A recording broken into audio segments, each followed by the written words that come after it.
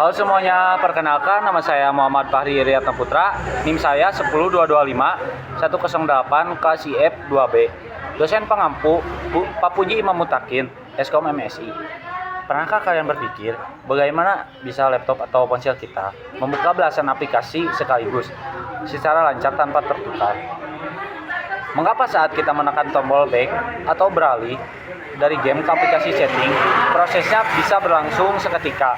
Jawabannya ada pada komponen vital yang bernama memori utama. Secara sederhana, memori utama atau main memory adalah ruang penyimpanan internal komputer yang dapat diakses langsung oleh prosesor CPU tanpa perantara.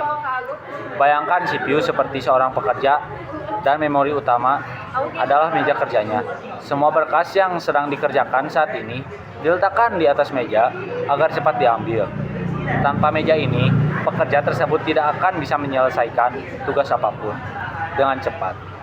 Lalu, sebenarnya fungsi utama dari memori utama memiliki 4 fungsi penampungan utama yang sangat penting secara berurutan. Pertama, input storage, yaitu penampung data yang masuk dari perangkat input hingga diproses oleh CPU. Kedua, program storage, tempat penyimpanan seluruh instruksi program yang sedang kita jalankan secara aktif. Ketiga, working storage, memori kerja yang menyimpan data hasil atau olahan sementara CPU sebelum selesai sepenuhnya. Dan keempat, output storage, yang menampung hasil akhir pemrosesan sebelum akhirnya dikirimkan ke layar monitor atau disimpan permanen ke hard disk. Sekarang mari kita bedah dua pilar utama dalam kategori memori utama. Yang pasti sering kalian dengar yaitu RAM dan ROM. Meskipun namanya terdengar sangat mirip, fungsi dan perilakunya benar-benar bertolak belakang. Mari kita lihat perbedaannya. Pertama, RAM bertindak sebagai memori baca tulis dinamis. Kunci utama RAM adalah sifatnya yang volatil. Artinya, data di dalam RAM hanya bertahan selama komputer dialiri listrik. Saat komputer dimatikan, semua data di RAM akan hilang seketika. Inilah mengapa jika Anda sedang mengetik tugas di Word dan laptop mati tiba-tiba sebelum di-save, pekerjaan Anda bisa hilang. Karena sebelum disimpan ke hard disk, data tersebut masih berada di RAM. Di sisi lain, kita memiliki ROM atau read-only memory. Berbeda dengan RAM. ROM hanya bisa dibaca dengan datanya sudah diisi secara permanen oleh pabrik pembuatnya sejak awal. ROM bersifat non-volatil, yang berarti datanya tidak akan pernah hilang walaupun komputer dimatikan total tanpa listrik. Disinilah sistem firmware atau BIOS disimpan. Program kecil inilah yang bertugas memeriksa perangkat keras dan membangunkan komputer Anda pertama kali saat Anda menekan tombol power. Namun, seiring teknologi, CPU menjadi sangat cerdas dan super cepat. Saking cepatnya, RAM terkadang kewalahan mengirimkan data tepat waktu. Kejadian ini bisa disebut bottleneck.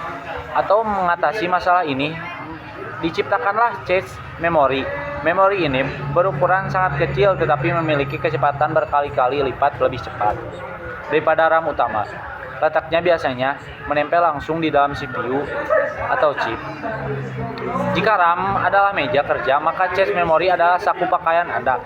Data atau instruksi yang paling sering Anda dibutuhkan ditaruh di saku agar bisa diambil instan, tanpa harus menjangkau meja kerja RAM.